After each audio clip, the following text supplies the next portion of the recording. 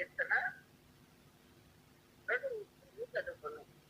సంతోషముతో యెహోవాను సేవించుడి, ఉత్సాహ గానము చేయుచు ఆయన సన్నిధికి రండి. సంతోషముతో యెహోవాను సేవించుడి, ఉత్సాహ గానము చేయుచు ఆయన సన్నిధికి రండి. ప్రార్థించుకున్నాం. మిక్కిలి పరిశుద్ధుడా, ప్రేమ గల మా తండ్రి, కృప కలిగిన మా దేవ, నీకు వందనములు స్తోత్రములు చూపించుకుంటున్నాం తండ్రి. వాక్యమైన దేవ, అయ్యా నాయన మీరు వాక్యము మాట్లాడండి నాయన. వాక్యమైన తండ్రి, నన్ను మీ పరిశుద్ధ ఆత్మతో నింపి నా నోటికి మీ మాటలు అందించి అయినా ప్రియబిడ్డల యొక్క హృదయాలు తెరిచి అర్థమవునట్లు మీరు మాట్లాడుతున్నారు. మీకేమన్నా పూర్తిగా చెల్లించుకుంటూ శ్రేష్టమైన యేసుక్రీస్తు నామమును బట్టి వేడుకుంటున్నాం తండ్రి. ఆమేన్. ప్రియమైన దేవుని బిడ్డలారా, చదవబడినటువంటి వాక్య భాగం మనం చూసినట్లయితే 100 కీర్తనలు, దావీదు కీర్తనలు 2వ వచనాన్ని మనం చూస్తే సంతోషముతో యెహోవాను సేవించుడి, ఉత్సాహ గానము చేయుచు ఆయన సన్నిధికి రండి అనే దేవుని వాక్యము జరుగుతున్న పిల్లారా. మన జీవితంలో నిజమైన సంతోషము ప్రభువైన యేసుక్రీస్తు మన హృదయంలో చోటు ఇచ్చినప్పుడే కలుగుతుంది. మనం సంతోషంగా ఉండాలనే దేవుడు తన ప్రియ కుమారుడైన యేసుక్రీస్తుని లోకానికి పంపించాడు. ఆయనను సొంత రక్షకుడుగా అంగీకరించడం ద్వారా మన హృదయంలోకి ఆయన ఆహ్వానిస్తే ఆయన ప్రేమను మనం అనుభవిస్తూ ఉంటే, ఆనందిస్తూ ఉంటే, ఆయన మన పట్ల చూపిన ప్రేమను ఇతరులకు మరి అందిస్తూ ఉంటే, అసలు చూపిస్తూ ఉంటే, మరి ప్రియమైన దేవుని బిడ్డలారా, ఇది ఈ సువార్తను తెలియజేయడమే మన హృదయంలో సంతోషానికి కారణం అవుతుందనే దేవుని వాక్యము మనకు కలిగిస్తుంది. అందుకే ఫిలిప్పీ పత్రికలో 4:4 అంటాడు పౌలు గారు, ఎల్లప్పుడూ ప్రభు నన్ను ఆనందించుడి, మరలా చెప్పుదును ఆనందించుడి. ఎప్పుడైతే యేసుక్రీస్తు మన హృదయంలోకి వస్తాడో అప్పుడు మాత్రమే సంతోషం కలుగుతుంది. సంతోషంతో పాటు ఉత్సాహగానం ఇస్తాము. ఉత్సాహగానం ఎప్పుడైతే ఉంటుందో ఆనందం కలుగుతుంది. సంతోషం లేనటువంటి వ్యక్తులు మనం చూసినట్లయితే చాలా విచారంగా కనపడతారు. వాళ్ళలో సంతోషం ఉండదు కనుక వాళ్ళు ఉత్సాహ గానము చేయలేరు. కనుక ప్రియమైనటువంటి దేవుని బిడ్డలారా, మన సంతోషానికి కారణము ఏమై ఉండదా అని మనల్ని గురించి ఇతరులు ఆలోచించాలి. వీళ్ళంత ఆనందంగా, సంతోషంగా, ఉత్సాహంగా ఉండేదానికి కారణం ఏమిటి, ఎందుకు వీళ్ళతో సంతోషంగా ఉన్నారు అనేది మనం చూసి ఇతరులకి ఆశ్చర్యం కలిగే విధంగా మనము సంతోషంగా ఉండగలగాలి పిల్లలారా. అందుకే దేవుని వాక్యాన్ని మనం మన హృదయంలోను, ఆయన గొప్ప కార్యాలు మన హృదయంలోను ఉంచుకొని ఆయన ప్రేమను ఇతరులకు తెలియజేస్తూ ఉంటే అప్పుడు మాత్రమే మన హృదయంలో సంతోషం ఉంటుంది. మరి ఒకసారి నేను వెల్లపూర్లో పనిచేసేటప్పుడు బస్సులో ఉన్నాను. బస్సులో ఉన్నప్పుడు నా పక్కన ఇద్దరు కూర్చొని ఉన్నారు. ఒక ఆమె చాలా ఒక ఆమె అడుగుతుంది, ఇంకొక ఆమె క్రైస్తవులా అని అడిగింది. వెంటనే ఆమె ఇంత త్వరగా ఎట్లా కనుక్కున్నావు అంటే, మీ ముఖంలో చాలా సంతోషంగా ఉంది, మిమ్మల్ని చూస్తేనే క్రైస్తవులు అనిపిస్తున్నారు అది. కాబట్టి ప్రియమైనటువంటి దేవుని బిడ్డలారా, మనం ఉంటున్న చోటు, చదువుకుంటున్న చోటు, ప్రయాణం చేస్తున్న చోటు, ఉద్యోగం చేస్తున్న చోటు మరి ఎంతో సంతోషంగా మనం ఉండాలి. ఉన్నప్పుడు మనం క్రైస్తవులము అని, క్రీస్తును నమ్మిన బిడ్డలమని, దేవునికి మాదిరికరంగా ఉన్నారని అనేకులు మనం చూసి వీళ్ళు నిజంగా దేవుని బిడ్డలు, వీళ్ళలో సంతోషం ఉంది అని వాళ్ళు అనుకోవాలి. కాబట్టి ప్రేమైనటువంటి దేవుని బిడ్డలారా, జీవితంలో ఆస్తిని, అందాన్ని, ఆరోగ్యాన్ని కోల్పోయినా మనకంటూ పరలోకం అవుతుంది. అది మన సంతోషం. ఆస్తిని కోల్పోయినా, సమస్తము కోల్పోయినా, ఇంటిని కోల్పోయినా, అన్నాన్ని కోల్పోయినా సరే మనకు పరలోకములో దేవుడు ఉన్నాడు కనుక ఆయన మన కొరకు అక్కడ ఒక స్థానము దాచిపెట్టబడి ఉంది. అక్కడ యుగ యుగములు మనము నివాసం నివాసం చేయబోతున్నాము అన్నటువంటి సంతోషం. పైగా మన పేర్లు పరలోకమందు జీవ గ్రంథంలో వ్రాయబడుతున్నవని సంతోషించాలి. కాబట్టి ఈ లోక సంపద, ఈ లోక మర్యాద, ఈ లోక జీవనము, ఈ లోక సంబంధించిన ఏది కూడా మన వెంట రాదు. పరలోకములో మనకు ఉన్నటువంటి మన పేర్లు జీవ గ్రంథములో గనుక ఉన్నాయి అని మనకు తెలుసు ఇప్పుడే. కనుక ఆ సంతోషం మనలో ఉంటుంది ప్రియులారా. కనుక ప్రభు మన హృదయంలో పెట్టిన సంతోషము మన ముఖంలో చూపించగలిగితే ఆ సంతోషం ఇతరులను ప్రభావితం చేస్తుంది. ప్రభు ఏదైతే యేసుక్రీస్తు మనల్ని సంతోషించమన్నాడు, ఉత్సాహగానం చేయమన్నాడు, ఆనందించమన్నాడు కదా. ఎప్పుడైతే మన ముఖంలో ఇతరులు చూస్తారో అప్పుడు మాత్రమే అనేకులు మనము ప్రభావితం చేయగలుగుతాము. తెలియకే మీ సంతోషానికి కారణం ఏమిటి అని అడుగుతారు. ఇంతకుముందు ఒకసారి చెప్పా నేను, ఒక బస్సు కండక్టరు అందరూ ఆయన దగ్గర అంటుంటారు తగిలితే, కానీ ఒక స్త్రీ మాత్రము ఆయనకి ఎల్లప్పుడూ అయ్యా బాగున్నావు అంటూ చిల్లర టికెట్ తీసుకుంటున్న మర్యాదగా. ఆమె ఎల్లప్పుడూ సంతోషంగా ఉండడం అతను చూసి ఈమె ఎందుకు ఇంత సంతోషంగా ఉందని అడిగాడు. దినాన అమ్మా నీ సంతోషానికి కారణం అని చెప్పమ్మా.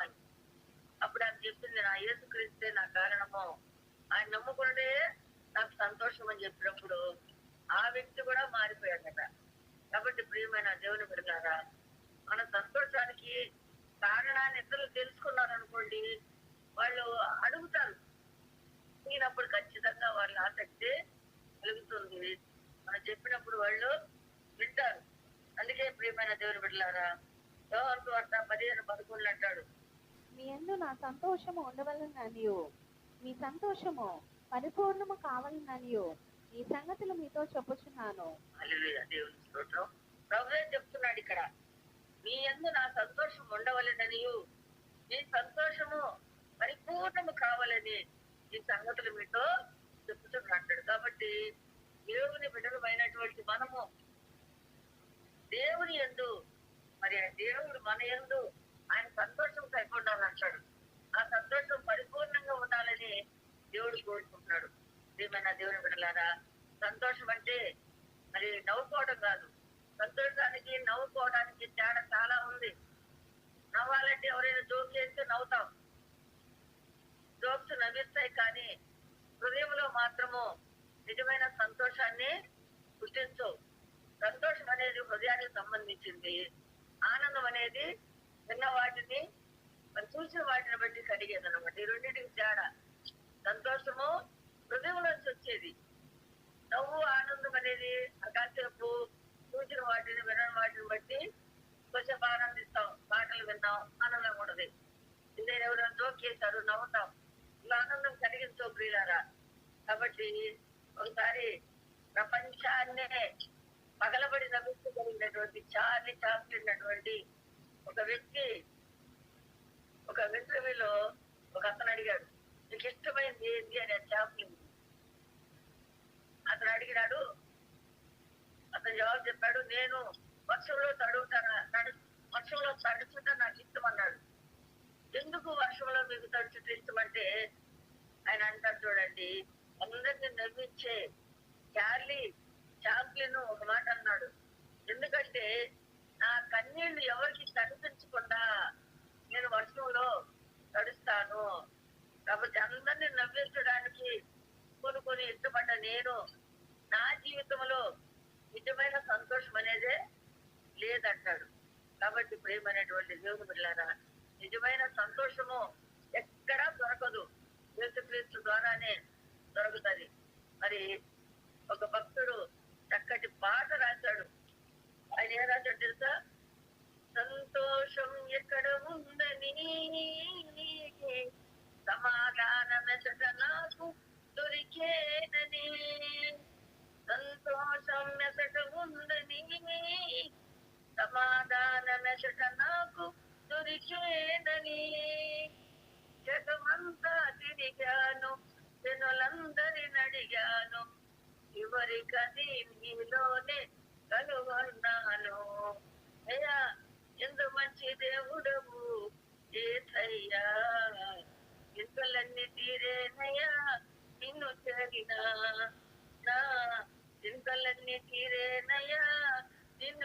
ఈయన ఎంత చక్కటి పాట అంటాడు. ఏ దేశం ఎక్కినా, ఏ వైద్యుడి కాడికి వెళ్ళినా, ఎక్కడికి పోయిన సంతోషం అనేది యేసుక్రీస్తులో తప్ప మరి ఎక్కడో దొరకదు అని మనం అర్థం చేసుకోవాలి. ఒక వ్యక్తి హాస్పిటల్కి డాక్టర్ కాడికి వెళ్ళి, అయ్యా నేను సంతోషంగా ఉండాలంటే నాకు ఏదైనా సలహా ఇస్తారా అని అడిగాడంట. ఆ డాక్టర్ చెప్పాడంట, మా హాస్పిటల్ పక్కనే ఒక సర్కస్ ఉన్నాడు, అతడి పేరు జోసఫ్, అతడు పగలబడి నవ్విస్తాడు, అక్కడికి వెళ్ళండి అన్నాడంట. అప్పుడు ఆ వ్యక్తి అన్నాడంట, అయ్యా అసలు నవ్విస్తాడా నిజంగా మరి అన్నాడంట. అవును నవ్విస్తాడు అన్నాడట. అయ్యో నాయన జోసఫ్ నేనే, నాకే మరి నేను అందరూ నవ్వించగలుగుతాను కానీ నా జీవితంలో ఈ ఆనందము సంతోషము కరువైపోయినాయి అంటాడు.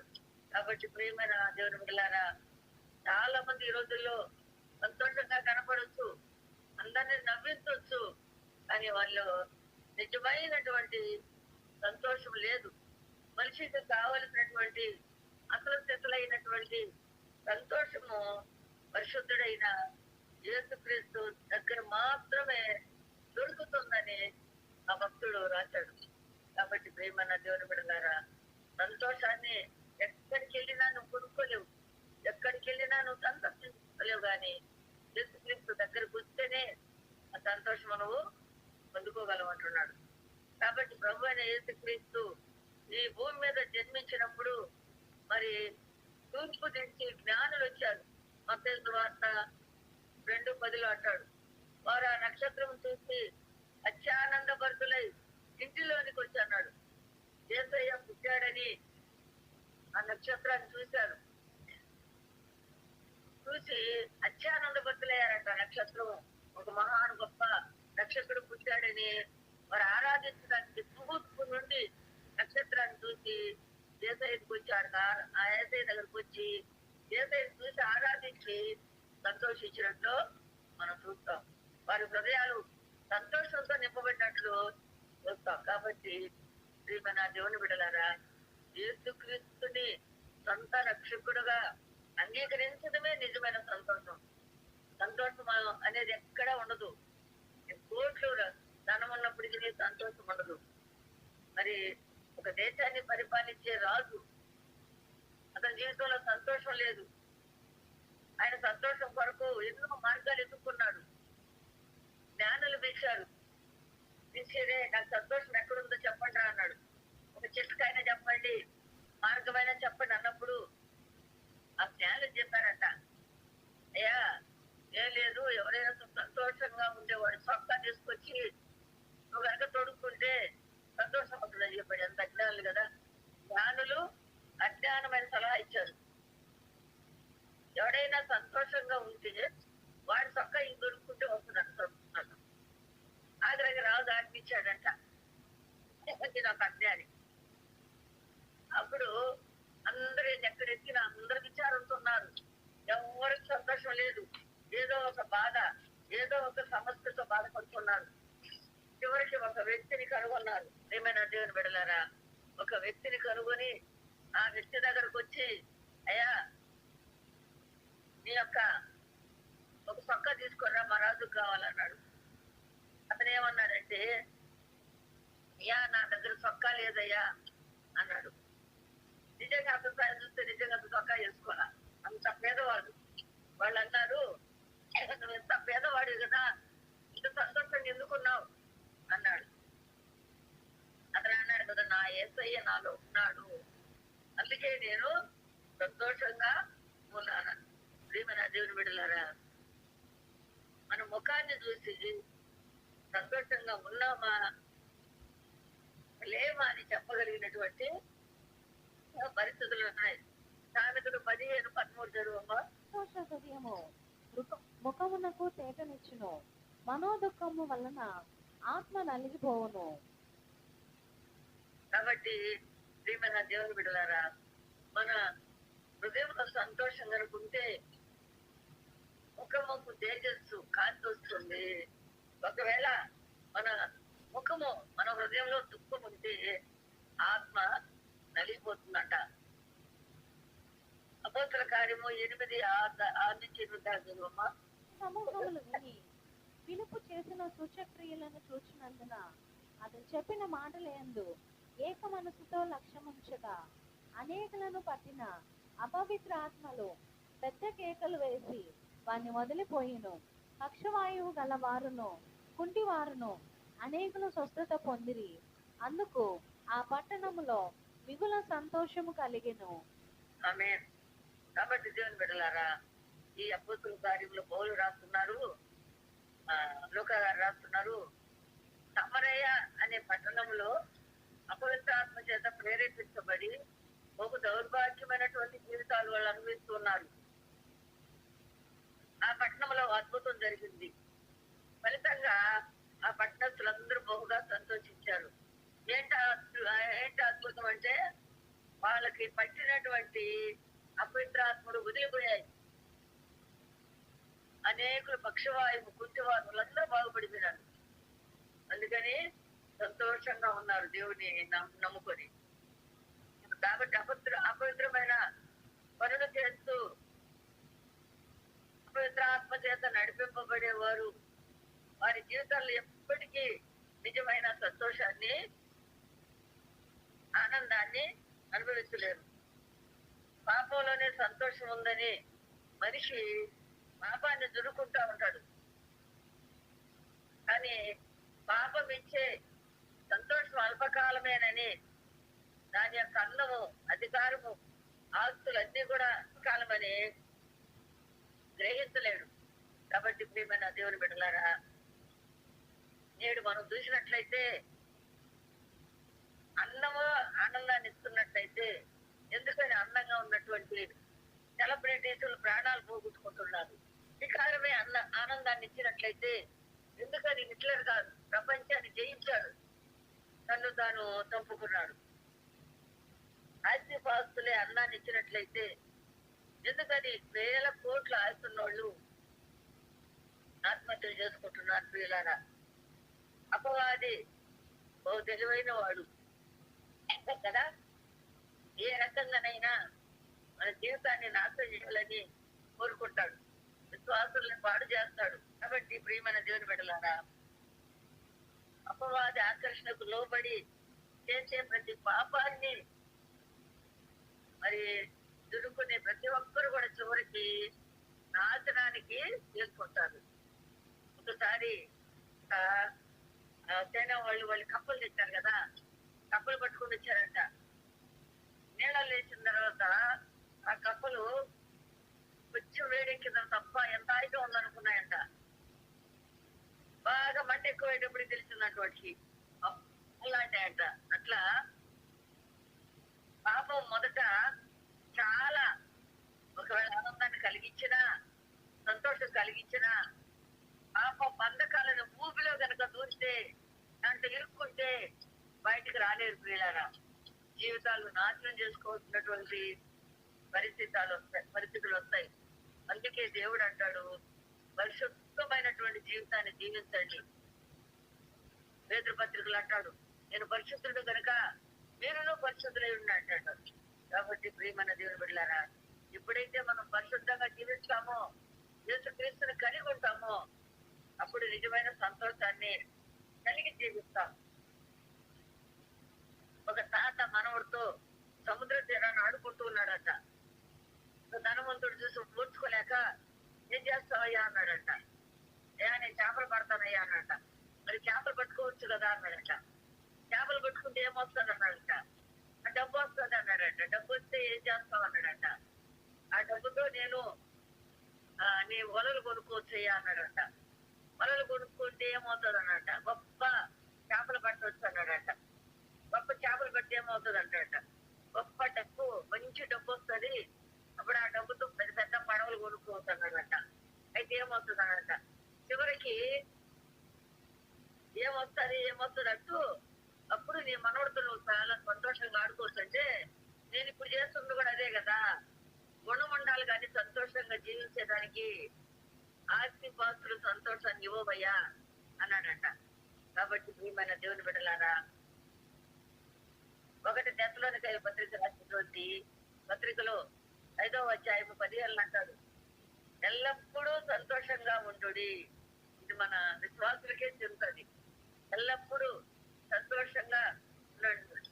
చాలా సార్లు అనుకుంటా ఉంటాను, ప్రియమైన దేవుని బిడ్డలాగా ఎంత సేవ చేశాను, ఎన్ని ప్రాంతాలు తిరిగాము, ఎంత మందిని మరి 3 గంటలు అయ్యేటప్పుడు కూడా మోకాళ్ళు వంగి ఆ మోకాళ్ళు కాయలు కాసేదాకా నేను మరి వంగి ఆ కాయలు ఏడుతూ కట్ చేసుకున్న దినాలు కూడా ఉన్నాయి. మోకాడి ప్రార్థన. ప్రియమైన దేవుని బిడ్డలారా, మరి ఎందుకు దేవుడు నాకు ఇంత శ్రమ కలిగించాడు, ఎందుకు ఈ విధంగా నేను బాధపడుతున్నాను అనుకుంటానే కానీ ఏ రోజు కూడా నేను ఆనందంగా ఉండకుండా సంతోషంగా ఉండకుండా లేను. ప్రతి క్షణము నేను సంతోషమే అనిపిస్తుంటాను.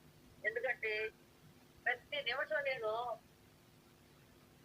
దేవుడి వాక్యాన్నే ధ్యానించుకుంటుంటాను కాబట్టి నాకు ఆనందం కలుగుతుంటుంది. ప్రియమైన దేవుని బిడ్డలారా, ఎంత బలహీనత ఉన్నా పౌలు అంటాడు, నేను ఎప్పుడు బలహీనడనో అప్పుడే బలవంతుడు అంటాడు. కాబట్టి ఎప్పుడు బలహీనం అనిపించినప్పుడు అప్పుడు దేవుడికి స్తోత్రాలు చెప్తాను. అప్పుడు బలంగా ఉన్నట్టు నాకు అనిపిస్తుంటుంది. ఏమన్నా దేవుని బిడ్డలారా, మన సంతోషాన్ని జీవించాలంటే మనము 3 త్యాగం చేయాలి. మొదటిది సమయాన్ని దేవుడి కొరకు మనము హెచ్చించాలి. మరి కష్టే బలి అన్నారు పెద్దలు కదా, ఎవరైతే కష్టపడతారో అటు వారి ఫలితం చూస్తా అన్నారు. ఆ ఫలితాన్ని చూసినప్పుడు సంతోషం కలుగుతుంది. అదే ఖాళీగా కూర్చుంటే ఏమొస్తుంది, నీకు దుఃఖం తప్ప.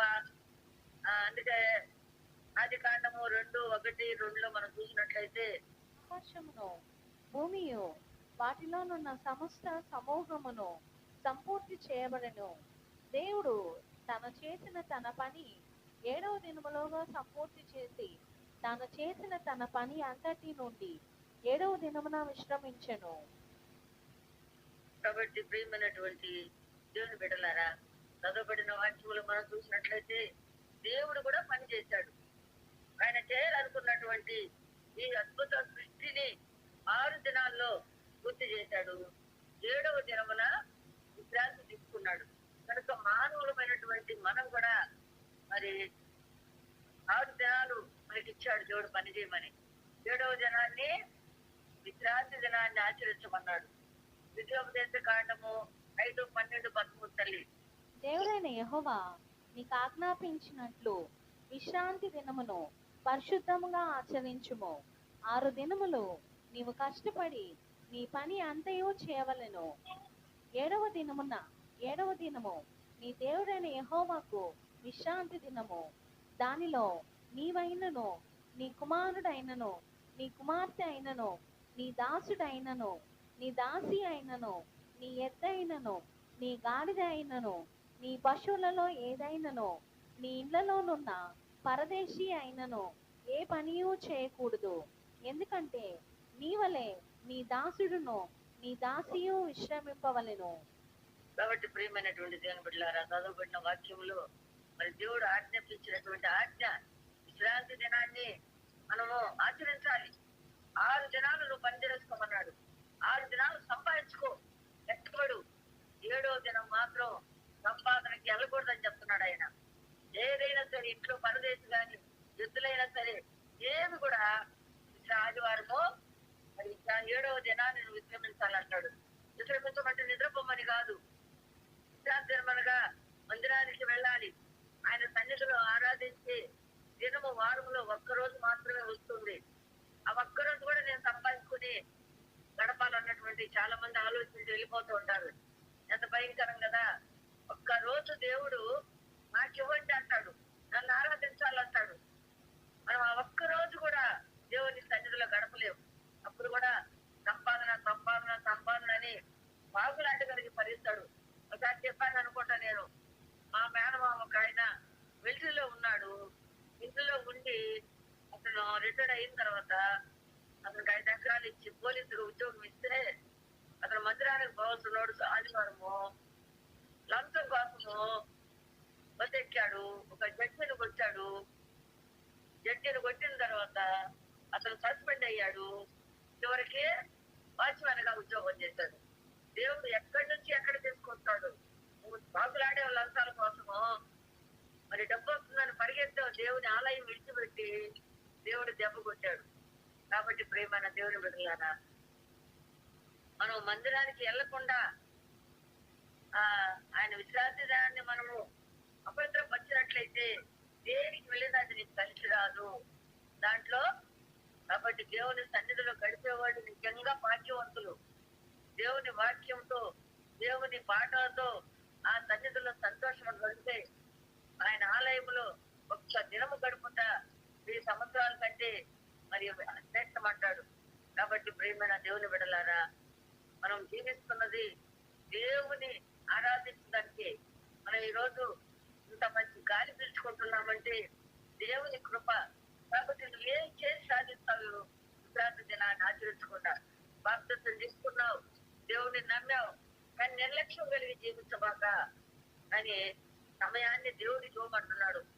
ఏమైనా దేవుని బిడ్డలారా, దేవుడు మనకు 24 గంటలు ఇస్తే ప్రతిరోజు కనుక 24 గంటల్లో 10వ శాతం దేవుడికి ఇస్తే మనం దేవుడికి ఇచ్చేది ఎంత తెలుసా? 2 గంటల 40 నిమిషాలు మాత్రమే దేవుడిని ఆరాధిస్తాం ఆలయంలో. మరి 24 గంటలు మరి దేవుడు మనకి ఇస్తున్నట్లయితే మనం ఆరాధించేది తక్కువే. ఈ మిగతాదంతా కూడా మనం పని చేసుకొని సంపాదించుకుంటున్నాం. ప్రియమైన దేవుని బిడ్డలారా, అది ఒక ధనవంతుడైనటువంటి ఒక వ్యక్తి, నాకు తెలిసిన వ్యక్తి ఉన్నాడు. ప్రార్థనకి వెళ్ళాం. అక్కడ ఆ అబ్బాయి చాలా కోట్ల ధనం ఆశిస్తుంది, కానీ కిడ్నీ 2 ఫెయిల్యూర్, డయాలసిస్ చేయాలి. డయాలసిస్ చేయాలంటే ఆయనకి మరి 5 గంటలు మిషన్లు పెడితే 19 గంటలు బ్రతుకుతాడు, హ్యాపీగా ఉంటాడు. అంటే 5 గంటలు మిషన్లతోనే జీవిస్తాడు అతను. తర్వాత 19 గంటలు ఆరోగ్యంగా ఉండాలంటే అతను పీల్చుకోవాలంటే ఆక్సిజన్ కావాలి. ఆక్సిజన్ కావాలంటే మిషన్లు పెట్టాలి. దేవుడు ప్రియమైన దేవుని బిడ్డలారా, మనకు ఉచితంగా ఆక్సిజన్ ఇచ్చున్నాడు, ఉచితంగా నీరు ఇచ్చున్నాడు, ఉచితంగా నిప్పిచ్చున్నాడు. ఏది కొనుక్కోగలిగా మన శరీరంలో ఉండే గుండె, లివరు, మరి కిడ్నీలు అన్ని కూడా దేవుడు ఇచ్చినవి. ఇప్పుడు వాటిని కొనుక్కోవాలంటే లక్షలు అవుతున్నాయి. కాబట్టి ఎంత మంచి దేవుడు మనకున్నాడు. కాబట్టి అట్లాంటి దేవుడిని మనము ఒక్క దినము 6 దినాలు పనిచేసుకొని ఒక్క దినము ఆ ఒక్క రోజు సమయం గడుపుటకు నిర్లక్ష్యము చేయకూడదు.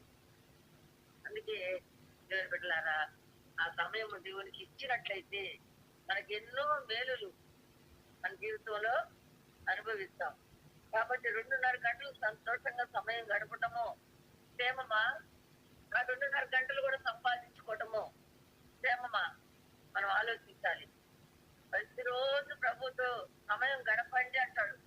దివారాత్రములు దేవుని మరి ధర్మశాస్త్రాన్ని ధ్యానించమంటాడు దావీదు భక్తుడు 1వ కీర్తనలో. కాబట్టి మరి మనం ఏం అట్లా ధ్యానించము. మేము 10 నిమిషాలు చదివితే కష్టం. దేవుని వాక్యం ఇంట్లో ఉంటది, కానీ దాన్ని చదివేదానికి మనసు రాదు. సమయము పనులు అడ్డం వస్తాయి. ఆ పని చెప్తుంది, నాకు చదవాలనుకుంటున్నాను సిస్టర్, కానీ ఏందో నాకు సైతాన్ని మూస్తుందో ఏమో. చేస్తాను మూతే అన్నదట. ఎందుకంటే మూతేనే మరి మిగతా పనులు చేసినప్పుడు చెప్పదా సైతాన్? దేవుడు బైబుల్ తీసుకున్నప్పుడే చెప్తుందా నీకు? ఆ విధంగా అనొద్దు సైతాను అని నా కడికి రామాకి చెప్పా. సైతాను నన్ను ఈ విధంగా చేస్తున్నాడు, దేవుడికి స్తోత్రం చెప్పొచ్చు కదా. దేవుడికి స్తోత్రం చెప్పి బైబిల్ చదువుకునే సమయము బైబిల్ చదివేదానికి ఇవ్వచ్చు కదా. చాలా మంది ఇలా ఉన్నారు. సైతాన్ నన్ను అట్ట చేసింది, నన్ను ఎట్ట చేసింది, నా కల్లో వచ్చింది, ఎన్ని చెప్తున్నానంటే దేవుడు ఏమన్నాడు? దాన్ని మీరు గద్దించండి, అది మీ నుంచి పారిపోతుంది అన్నాడు. కాబట్టి మన దేవుని బిడ్డలారా, సాతాను గురించి సమయం తింటుందని మనం సాకు చెప్పకూడదు. సాతాను గద్దించాలి, సమయాన్ని దేవుడికి ఇవ్వాలి. కాబట్టి రెండోది మనం చూసినట్లయితే సాక్ష్యాన్ని ఇవ్వాలి. మనం మనకు ఇచ్చిన మనకు జరిగిన మేలుల గురించి సాక్ష్యాలు ఇవ్వాలి. యోహాను సువార్త 4:39-40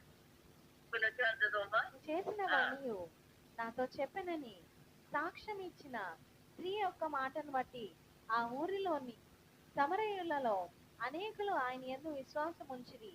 ఆ సమరయులు ఆయన యొద్దకు వచ్చి తమ యొద్ద ఉండుమని ఆయనను వేడుకునిరి గనుక ఆయన అక్కడ 2 దినములు ఉండెను. ఆయన మాటలు వినినందున ఇంకనూ అనేకులు నమ్మి ఆ స్త్రీని చూచి, ఇక మీదట నీవు చెప్పిన మాటను బట్టి కాక మా మట్టుకు మేము విని ఈయన నిజముగా లోకరక్షకుడని తెలుసుకొని నమ్ముచున్నామనిది.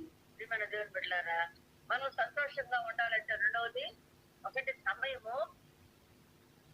దేవుడికి ఇస్తే సంతోషంగా ఉంటాం.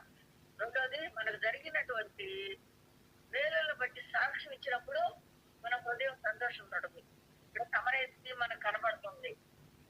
దేవుడు ఇక్కడ సుకారాయణ బావి దగ్గరికి వెళ్ళాడు, 4వ అధ్యాయం కదా సువార్త. అక్కడ స్త్రీ నీళ్ళకు వచ్చింది. మరి ఆమెను దేవుడు మార్చాలనుకున్నాడు, కానీ డైరెక్ట్ గా చెప్పకుండా దానికి నీళ్ళు ఇమ్మని అడిగాడు. తర్వాత నేను ఇచ్చి నీళ్లు తాగువాడు తప్పుకొనడు అన్నాడు. అయ్యా ఇంత దూరం రాకుండా నాకు అయ్యా నీళ్ళు అంటది. సరే నీ పెనిమిట్లు పిలుచుకోరాపో అంటాడు. అయ్యా నాకు పెనిమిట్లు ఏడుతుంది. సరే నీ పెనిమిట్లు ఏడు కదా, నిజమే చెప్పావు, ఇప్పుడున్న వాడు కూడా నీ పెనిమిటి కాదు, నీకు 5 మంది ఉన్నారు పిలుచుకోరమ్మా అని చెప్పినప్పుడు పరిగెత్తుదా కొండాడు పడేసి ఆ ఊర్లో సాక్ష్యం చెప్తుంది. ఏమని? నేను చేసినవన్నీ అంటే ఆమె ఎంత చేసిందంటే నీకున్న వాడు ఇప్పుడున్నవాడు కూడా నీ పెనిమిటి కాదు అంటాడు. అందువల్ల ఆ స్త్రీ ఏమనుకుంది, ఈమెకి ఎట్లా తెలుసు నేను చేసినటువంటి పాప కార్యాలని? ఊర్లోకి పరిగెత్తుతా వెళ్ళి అందరూ చెప్పింది, నేను చేసినవన్నీ నాతో చెప్పిన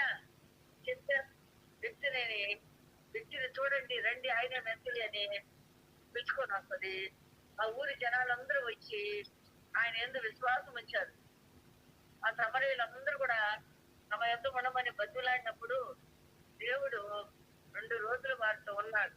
అప్పుడు వాళ్ళు అంటున్నారు, నీవు చెప్పిన దాన్ని బట్టి కాదు, మేము చూసిన దాన్ని బట్టి మరి మేము ఈయన ఏందో నిజమైన లోకరక్షకుడు అని మరి తెలుసుకుని నమ్ముతున్నామన్నారు. ప్రియమైన దేవుని బిడ్డలారా, చాలా మంది సాక్ష్యాలు దాచిపెట్టుకుంటారు. ఏమో చెప్తే ఏమో, చెప్పకపోతే ఏమో అని. నీకు జరిగిన దేవుడు చేసిన మేలులు చెప్పాలి. చెప్పినప్పుడే అనేక మంది వాళ్ళు అనుకుని ఒకవేళ బాధించని మనకు జరిగిన మేలు మనము చెప్పగలగాలి. మనకు అద్భుతం జరిగిందా చెప్పాలి, ఆరోగ్యం బాగైందా చెప్పాలి, మన జీవితం మారిందా చెప్పాలి. ఒకసారి మా ఇంట్లో ప్రార్థన జరిగేటప్పుడు చాలా కాలం క్రితం చెప్తున్నాను, అంటే 2006 అప్పుడు జరిగినటువంటి అద్భుతం. నేను వేరే వాళ్ళకి ప్రార్థన చేస్తూ వాక్యం చెప్తున్నాను, వాళ్ళ యొక్క జీవితాన్ని గురించి చెప్తూ వేరే వాక్యం చెప్తున్నా వాళ్ళకి. ఆ లోపల ఇంకొక 2 స్త్రీలు వచ్చి కూర్చొని ఉన్నారు. వాళ్ళు వెళ్ళిపోయారు ప్రార్థన చేసుకొని. 2 స్త్రీలు ఒక కవిత చూసి, నేను వాళ్ళకి కాదు వాక్యం చెప్పింది నీకు అన్నాడు. అంటే ఆ వైపు చూపించానంట. కానీ నాకు తెలియదు. అయితే దేవుడు ఆమెను పట్టుకోవాలనుకున్నాడు, మన హృదయాన్ని తెరిచాడు, నీకు వాక్యం అన్నాడంట. ఆమె పేరు పద్మమ్మ. ఆమె ఒక చెప్పాలంటే భోగమ్మ వంశంలో జన్మించిన ఆమె. చాలా మరి పాప పనులు చేయగలిగిన స్థితిలో ఉన్నప్పుడు దేవుడు పట్టుకున్నాడు, మార్చాడు.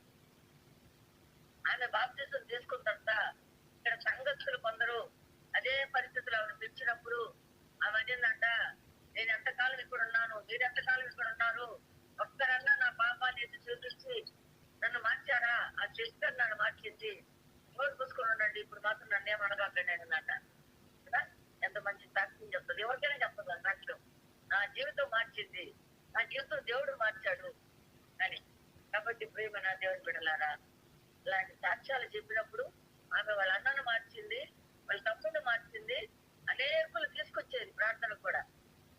కాబట్టి మన సాక్ష్యం ద్వారా అనేకులు మన దగ్గరకు వస్తారు, మన యేసయ్య దగ్గరకు వస్తారు, మన దగ్గర కంటే ప్రార్థన సహవాసానికి. కాబట్టి ప్రియమైన దేవుని బిడ్డలారా, సాక్ష్యం అనేది చాలా శ్రేష్టమైంది. అనేకులు దేవుని దగ్గరికి నడిపించే అవకాశం సాక్ష్యం. సాక్ష్యం కలిగి ఉండాలి. బాగుపడిన తర్వాత, రక్షించిన తర్వాత నాకెందుకు అనుకోలే ఈ సమరయ స్త్రీ ఒక వేశ్య మౌనంగా ఉండక లోకానికి సాక్ష్యం ఇచ్చింది. లోక రక్షకుని ఊరందరూ నమ్మేటట్టు చేసినట్టు ఈ సమరయ స్త్రీ యొక్క సాక్ష్యం గొప్పది కదా. కాబట్టి మన చుట్టూ ఉన్న వారికి, మన ఇంటిలో ఉన్న వారికి, మనకు తెలిసిన వారికి మన సాక్ష్యం చెప్పాలి. వాక్యం చెప్పిన అవసరం లేదు. సాక్ష్యం చెప్పగలిగితే అనేకులు మార్చగలిగినటువంటి వారంగా మనమంతా స్త్రీలారా. ఒకసారి ఒక వ్యక్తి వచ్చాడు చెన్నైలో. అతనికి 2 కిడ్నీలు పాడైపోయి డయాలసిస్ చేయాలి. ఉదయానికి అన్ని రెడీ చేసుకున్నారట. అన్ని వస్తువులన్నీ రెడీ చేసుకున్నారట డాక్టర్. ఉదయాన్నే నీకు డయాలసిస్ చేస్తామయ్యా అన్నారట. ఏమన్నా దేవుని బిడ్డలారా, అతనికి దేవుడు కనపడ్డాడంట. కొరిపల్లి మెచ్చుకొని కనబడి, నా బిడ్డ నువ్వు నాయుడుపేటకి వెళ్ళు, అక్కడ నేను నిన్ను స్వస్థపరుస్తాను అన్నాడట. ఎక్కడికయ్యా నాయుడుపేట అంటే, నాయుడుపేట వేడిపేట పో, అక్కడ అన్నమ్మ అనే ఇల్లు ఉంది, ఇల్లు అన్నాడట. ఎదిరిపోయినాడంట. ఆయన పేరు కూడా చెప్పి ఆయన భార్య లేపు 3 గంటలప్పుడు 3 గంటలకు జరిగిందంట. అది 3 గంటలప్పుడు లేపి డే అని చెప్పి లేపినాడంట భార్యని. అయ్యా వద్దయ్యా, నీకు డయాలసిస్ అన్నాడు, కాళ్ళు ముఖాలు వాచున్నాయి, వద్దు అంటే దేవుడు నాకు కనబడి చెప్పాడు, నేను వెళ్ళాల్సింది వస్తావా రావు అన్నాడట. సరే వాళ్ళు వచ్చే లోపల సమయానికి నేను ఎలక్షన్ డ్యూటీకి వెళ్ళున్నా. ఏమయ్యా నువ్వేమో రమ్మన్నావు ఈ ఇంటికి, నేనేమో వచ్చాను ఈ ఇంటికి, ఇక్కడ మాత్రం ఆమె లేదు అని ఆడు మోకాళ్ళు ప్రార్థన చేసుకున్నాడంట ఇంట్లో. దేవుడు అతని ఇంట్లో పడుకొని బాధపడుతూ ఉంటే, డయాలసిస్ వదిలేసి మరి నువ్వు ఎందుకు వచ్చావయ్యా, ఇలాంటి సంఘాలు నమ్మకూడదు కదా అంటుందంట భార్య. దేవుడు కనపడ్డాడంట. మళ్ళా నువ్వు అన్నమ్మ లేదని బాధపడబాక, స్థానంలో నేనుండి నిన్ను ముట్టాను అన్నాడంట. ఉదయానికి అతని కాళ్ళు చక్కగా వచ్చేసాయంట. అన్నం తిన్నాడంట. మళ్ళీ టెస్ట్ పోతే కిడ్నీలు బాగున్నాయంట. ఒక శుక్రవారము అనుస్వచ్చుడుగా ఒక బస్తానంట నిమ్మకాయలు ఎత్తుకొచ్చాడు. ఏందయ్యా నిమ్మకాయలంట? ఆయన సాక్ష్యం చెప్పాడు అందరికి. అయ్యా ఏం చేసుకోవాలి నిమ్మకాయలంటమ్మా, మాకు నిమ్మకాయ తోట ఒక్కటే ఉంది, ఇంకేం లేదమ్మా అన్నాడట.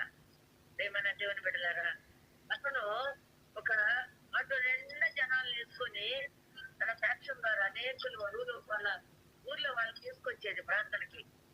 హల్లెలూయా. కాబట్టి ప్రియమైన దేవుని బిడ్డలారా, అంత మందిని దేవుని సన్నిధిగా నడిపించాడంటే ఆయన కిడ్నీలు ఫెయిల్ అయ్యేది ఊరందరికీ తెలుసు, చుట్టుపక్కల వాళ్ళకి తెలుసు. సాక్ష్యం ఇచ్చి అనేకులు నడిపించాడు ఆయన. కాబట్టి ప్రియమైన దేవుని బిడ్డలారా, సామెతల 11:30 అంటాడు, నీతిమంతుని ఇచ్చు ఫలము జీవవృక్షము, జ్ఞానం గల వారు ఇతరుల్ని రక్షించుదురు అంటాడు. కాబట్టి నీతిమంతులు చేసేటువంటి పని ఏంటంటే, వాళ్ళకు దేవుడు ఇచ్చినటువంటి స్వస్థతల గురించి, రక్షణ గురించి జ్ఞానం కలిగినటువంటి వారు కనుక వారి ఇతరులకు కూడా రక్షణ కలిగేటట్టు చేస్తారనమాట. జీవ వృక్ష ఫలం అనమాట వాళ్ళు. కాబట్టి చూస్తే సంతోషంగా ఇవ్వమంటాడు. ఎవరికి ఇవ్వాలా? పక్కింటి వాళ్ళకే, ఇంట్లో వాళ్ళకే, మన బిడ్డలకే. ఎవరికి ఇవ్వాలి? సంతోషంగా మన బిడ్డలకి ఇస్తాం, మన బంధువులకి ఇస్తాం. కానీ బంధువులకు కాదు, స్నేహితులకు కాదు, గుడలకు కాదు, సంతోషంగా ఇవ్వమంటున్నాడు దేవుడు. ఇక్కడ చూడండి, చూసినట్లయితే ప్రియమైన దేవుని బిడ్డలారా, 2 కొరింథీ 9వ అధ్యాయము 5-7 వచనాలు. అవునా, లోపల ఇచ్చేదమని మీరు చెప్పిన ధర్మము పిసినితనముగా ఇయ్యక దానాలముగా ఇవ్వవలెనని చెప్పి సహోదరులు మీ యొద్దకు ముందుగా వచ్చి దానిని జమ చేయుటకై వారిని హెచ్చరించుట అవసరమని తలంచితిని. కొంచెముగా విత్తువాడు కొంచెముగా పంట కోయును, సమృద్ధిగా విత్తువాడు సమృద్ధిగా పంట కోయును అని ఈ విషయమై చెప్పవచ్చును.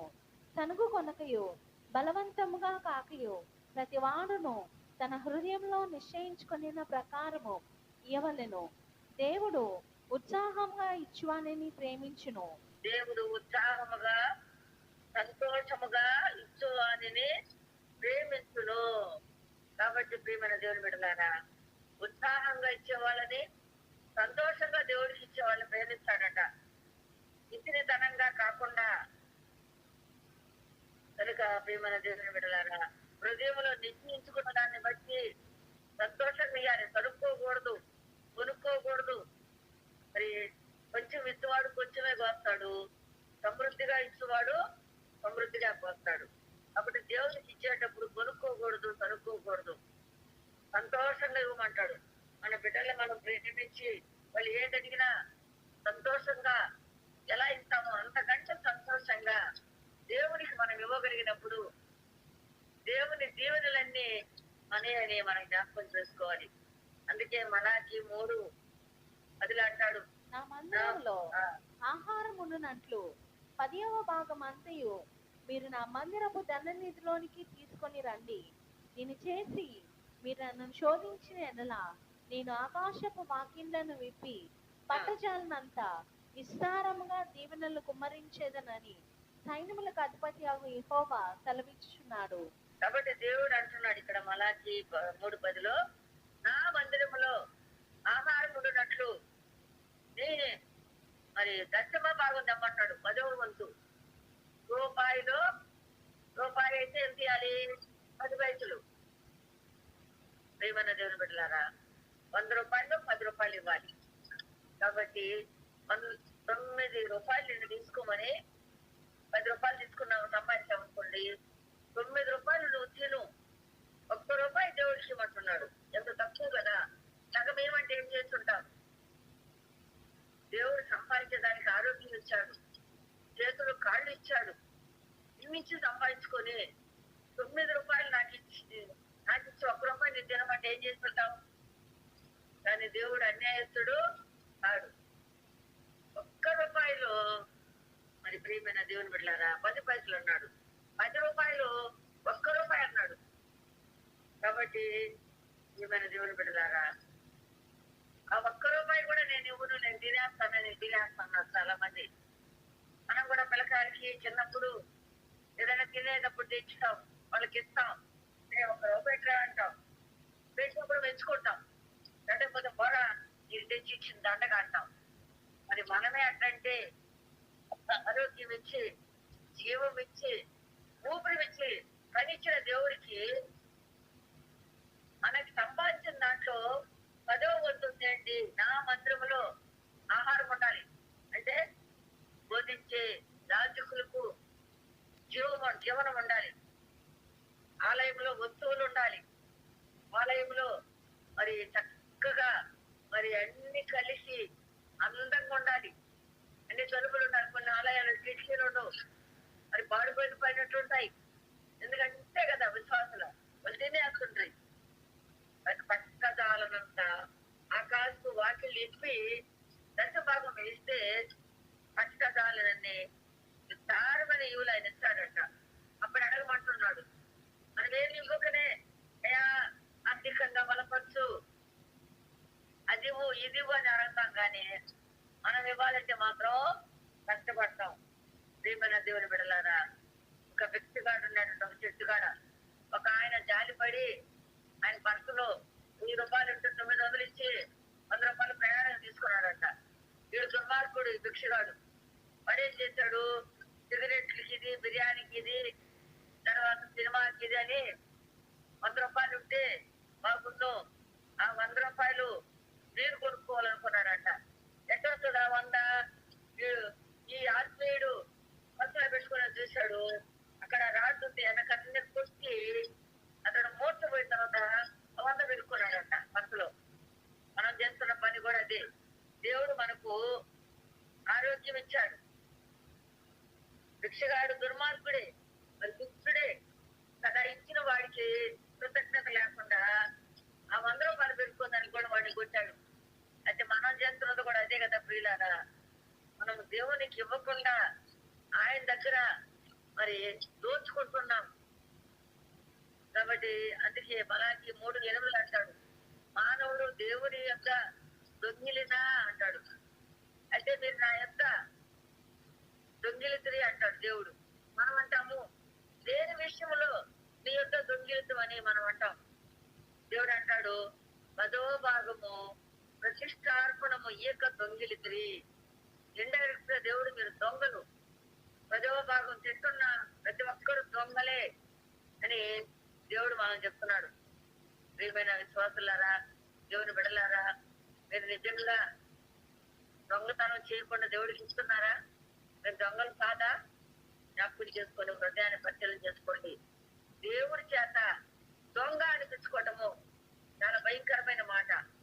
మరి ఆ భిక్షగాడికి తనిఖీలు కలిగి 900 ఇస్తే 100 రూపాయల కోసము అతన్ని గాయపరిచాడు.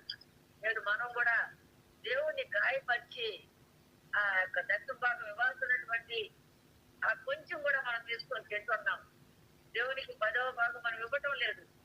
కాబట్టి మందిర క్షేమం కోసము తీసుకుని వచ్చి మనం ఇవ్వాల్సినటువంటి దశం భాగాన్ని తింటున్నాం కనుక దేవుడిని మనము గాయపరుస్తున్నాం. దేవుడి చేత దొంగ అనిపించుకుంటున్నాం.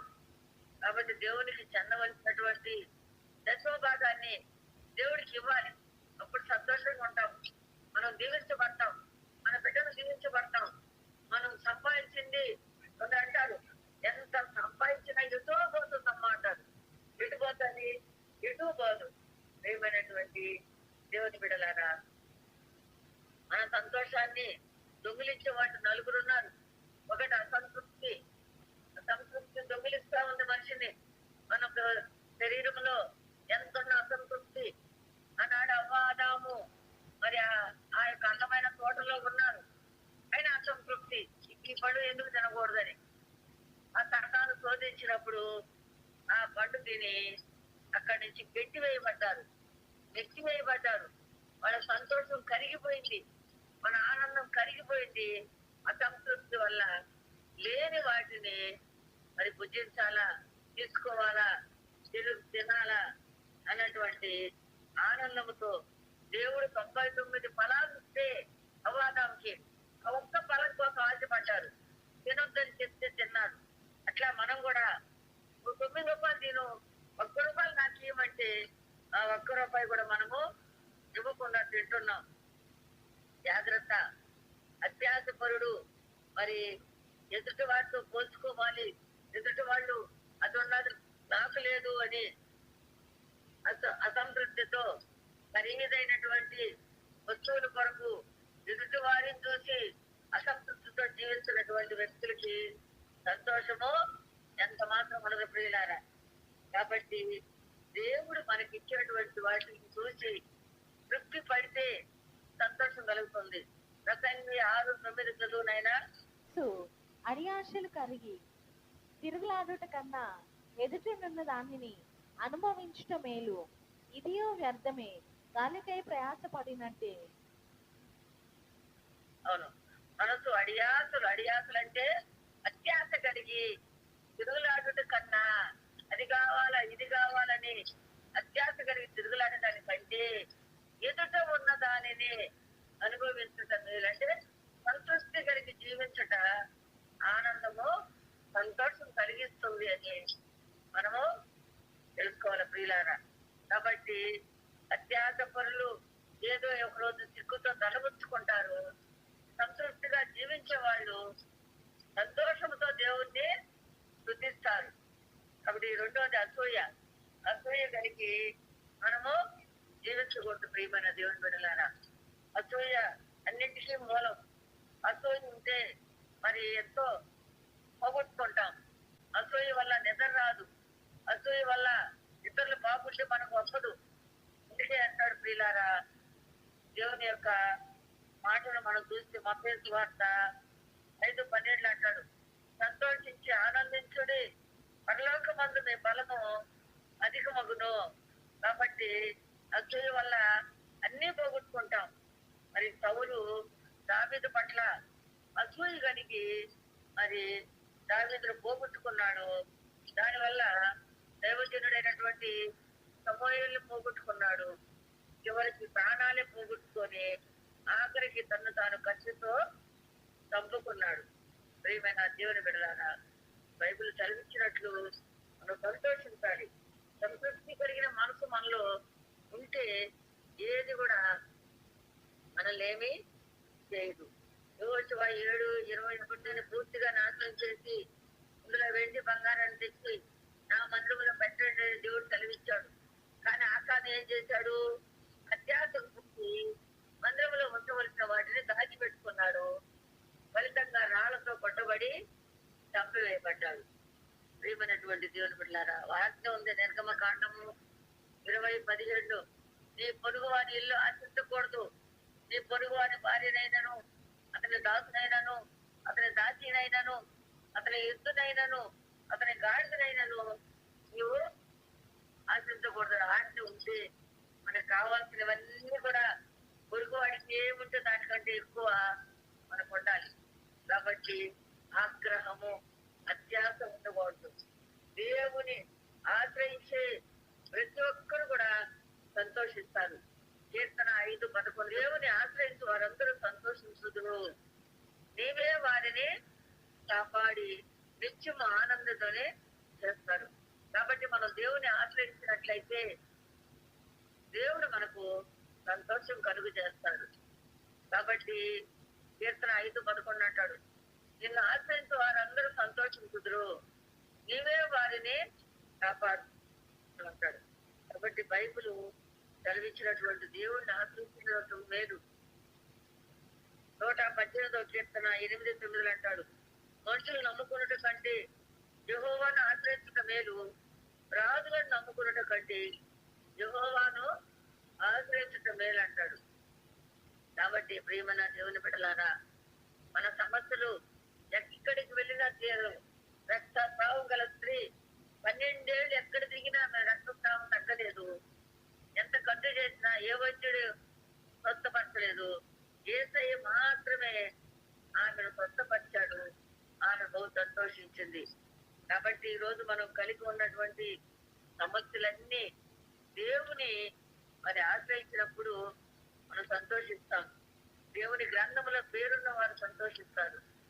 సామెతలు 10:28 అంటాడు, నీతిమంతుల ఆశ సంతోషం పుట్టిస్తుంది, నీతిమంతుల ఆశ సంతోషం కలిగిస్తుంది. కాబట్టి ప్రేమ దేవుని బిడ్డలారా, 1 దినవృత్తాంతం 29:9 అంటాడు, వారు పూర్ణ మనసుతో యెహోవాకు ఇచ్చుచుండిరి కనుక వారు అలాగ మనఃపూర్వకంగా ఇచ్చినందున జనులు సంతోషపడిరి అంటాడు. కాబట్టి మన సంతోషము పరిపూర్ణం అవ్వాలంటే దేవుని ఆశ్రయించాలి. దేవుని గ్రంథములో పేరున్నందుకు సంతోషించాలి. దేవుని యొక్క కృప మనకున్నందుకు సంతోషించాలి. కాబట్టి ప్రియమైన దేవుని బిడ్డలారా, దెయ్యాలు మనకు లోపడుతున్నవని సంతోషింపక ఈ పేర్లు పరలోకమందు రాయబడి ఉన్నని సంతోషించాడు అంటాడు లోక సువార్త 10:20. కాబట్టి మన సంతోషము పరిపూర్ణం కావాలంటే దేవుడిని ఆశ్రయించాలి, దేవునికి ఇవ్వాలి, దేవుని గ్రంథంలో పేరున్నందుకు సంతోషించాలి. అలాగా దేవుడు జీవించుగాక. ఆమేన్.